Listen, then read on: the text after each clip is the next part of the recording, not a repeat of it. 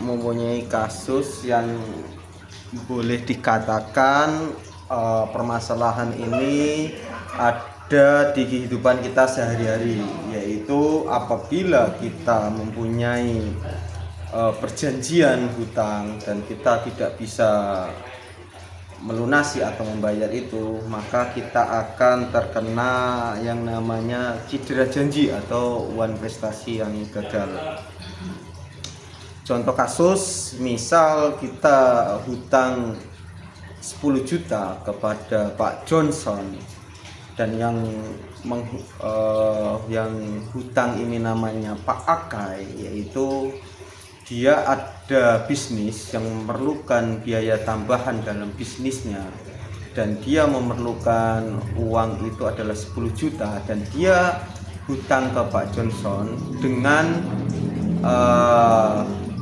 persentase yaitu 10%.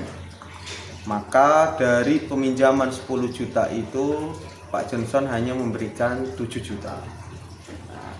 Tapi dalam perjalannya waktu Pak Aka ini tidak bisa membayar hutangnya.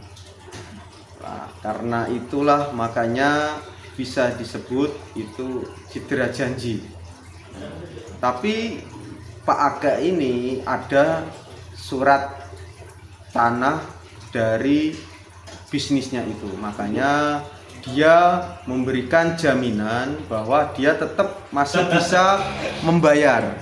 Nah, tapi karena dia itu telat membayar dan dia masih ingin menepati janjinya untuk memberikan tanggung jawabnya membayar hutang dan memberikan persentase 10% tadi dengan jaminan surat tokonya.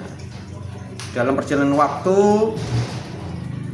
dia ada uang sekitar 2 juta, maka dibayarkan, maka sisa masih 5 juta hutangnya. Tapi dalam sebulan omsetnya turun lagi dan dia ingin berhutang lagi. Dia berhutang 10 juta lagi dengan bunga persentase 10% lagi.